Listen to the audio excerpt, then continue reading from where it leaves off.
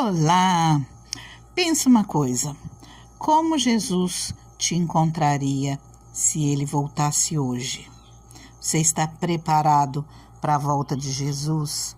Em Mateus 24 fala muito sobre isso, mas eu quero ler um trechinho aqui a partir do 42.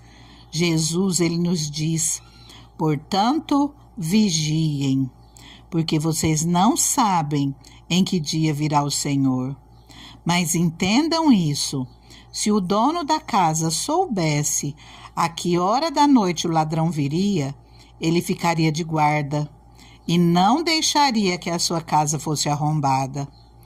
Assim, vocês também precisam estar preparados, porque o Filho do Homem virá numa hora em que vocês menos esperam.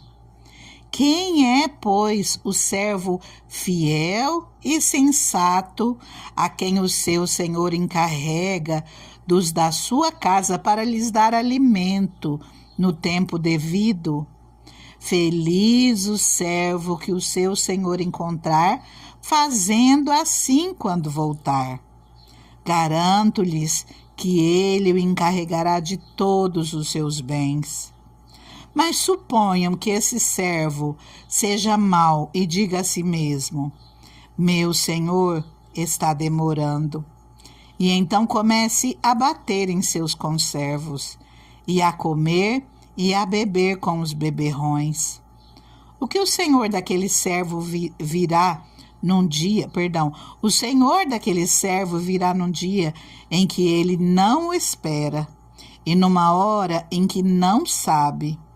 Ele o punirá severamente e lhe dará lugar com os hipócritas, onde haverá choro e ranger de dentes. Com os hipócritas? Como assim? O Senhor vai dar lugar entre os hipócritas, junto com os hipócritas. Vamos tentar entender um pouquinho o que significa os hipócritas. Um hipócrita é uma pessoa que finge ter qualidades, sejam elas morais ou religiosas, crenças e princípios, sejam morais ou religiosos, mas que ele não possui. As suas ações contradizem com aquilo que ele prega, com aquilo que ele fala, com aquilo que ele diz que acredita. Age com falsidade, age com dissimulação, buscando disfarçar, buscando esconder a sua verdadeira natureza, as suas verdadeiras intenções. Isso para proveito próprio, por algum interesse, para obter algum reconhecimento, algum benefício. E o Senhor vem falando que o lugar daqueles que não estiverem vigilantes, não está falando de quem não conhece a palavra de Deus, está falando daqueles que conhecem, mas se não estiver vigilante em obediência à palavra de Deus, fazendo o contrário do que a palavra do Senhor nos ensina, o lugar dessas pessoas será junto com esses hipócritas, porque na realidade não fez diferente. Creu numa coisa, mas viveu de forma diferente. Acaba que também está vivendo a hipocrisia.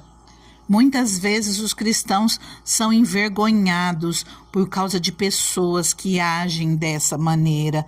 Quantas vezes pessoas do mundo falam, apontam e não deixa de ser verdade, é vergonhoso para nós. Mas nós precisamos entender que nem todos somos desse jeito. Tem aqueles que obedecem à palavra de Deus e tem aqueles que fingem que obedecem, tem aqueles que ouvem e não estão nem aí. O Senhor vai voltar para todos nós. O Senhor vai voltar e na hora que o Senhor chegar, não vai ter tempo mais para nós mudarmos de ideia, para nós realmente vivermos aquilo que o Senhor nos ensina, porque Ele nos ensina a praticar os mandamentos dele, a colocar em prática todos os dias os mandamentos do Senhor. Muitos estão vivendo na hipocrisia, muitos estão usando o nome de cristãos, falando que são servos do Senhor, mas as atitudes não condizem com aquilo que pregam. E alguns que não conhecem ao Senhor olham para isso e não querem chegar perto porque não aceitam coisas desse tipo. Jesus também não vai aceitar, não se preocupe. Se você que está me ouvindo agora, você não aceita a hipocrisia das pessoas, Jesus também não vai aceitar. É isso que diz a palavra dele. A palavra do Senhor fala que ele o punirá severamente e lhe dará lugar com os hipócritas, onde haverá choro e ranger de dentes. Nós sabemos o resultado de tudo isso. Agora, você que observa essas pessoas, se você não se posicionar em buscar o Senhor vai vir para você também. E como é que você vai ser encontrado?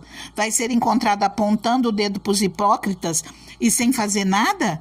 E que nome que você dá a si mesmo? Sendo que você está ouvindo, mas só está olhando a trave no olho do outro, não está tirando a própria trave do teu olho.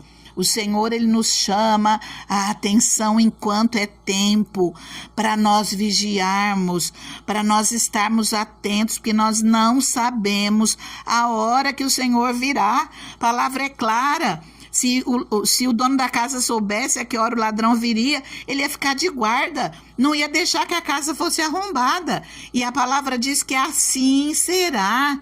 Dessa maneira será na volta do Filho do Homem, porque ele virá numa hora em que todos menos esperam. Como o Senhor vai nos encontrar? Como o Senhor vai te encontrar? Que você não tome essa palavra como uma afronta para a sua vida. Que você não tome essa palavra como uma acusação, mas que você tome como um chamado do Senhor para você. Desperta, desperta tu que dormes. Não é tempo de apontar o dedo para as outras pessoas. Não é tempo de ficar reparando a vida de outras pessoas. É tempo de nós nos posicionarmos, de nós nos limparmos, de nós ficarmos puros esperando o Senhor voltar. E essa palavra não é só para quem não conhece o Senhor, não, porque a palavra está falando aqui, ó, quem é, pois, o servo fiel e sensato, a quem o seu Senhor encarrega dos da sua casa para lhes dar alimento no tempo devido. O Senhor está falando aqui daqueles que levam a palavra, daqueles que levam o testemunho, daqueles que levam alimento para as almas. O Senhor está falando do nosso dia a dia, daquilo que nós vivemos. Diz aqui, feliz o servo que o seu Senhor encontrar fazendo assim quando voltar. Garanto que encarregará de todos os seus bens. Mas suponham que esse servo seja mau e diga a si mesmo, meu Senhor está demorando. E aí, eu vou me preocupar porque eu vou viver muito tempo. Quando eu estiver mais velho, eu mudo um pouquinho minhas atitudes. Quando não for do meu interesse, porque isso aqui é do meu interesse, está me incomodando, eu não vou agir de acordo com a palavra de Deus, não. Isso aqui é do meu interesse. Se eu agir de acordo com a palavra de Deus, vai me prejudicar. Então eu vou agir da minha maneira. Eu não vou ficar parando para ver muito como o Senhor me ensina a dar outra face, a perdoar os inimigos, a perdoar e a orar por aqueles que me maldizem, a estender a mão para aquele que está faminto e alimentá-lo, seja com comida, arroz, feijão, seja com a palavra de Deus. Quantos estão perecendo?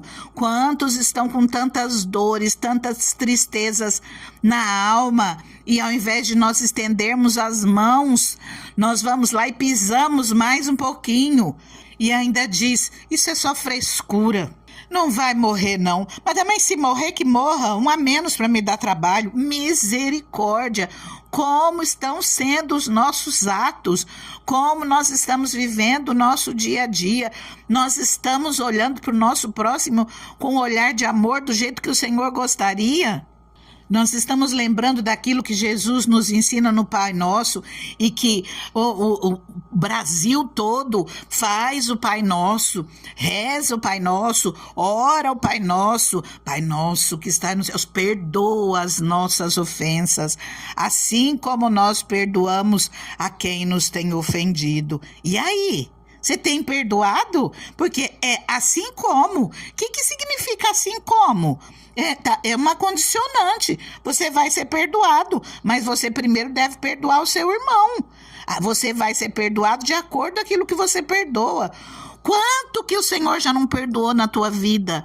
Quanto você já não fez de errado e agora só olha o outro e esquece de ver a si mesmo? Limpa o teu coração enquanto é tempo. Vai para o teu quarto, dobra o teu joelho, pede perdão ao Senhor pelos seus erros, pelas suas falhas e muda as suas atitudes. Seja para a volta de Jesus, seja para você ser abençoado aqui nessa terra. Olha o que diz Deuteronômio 10:12.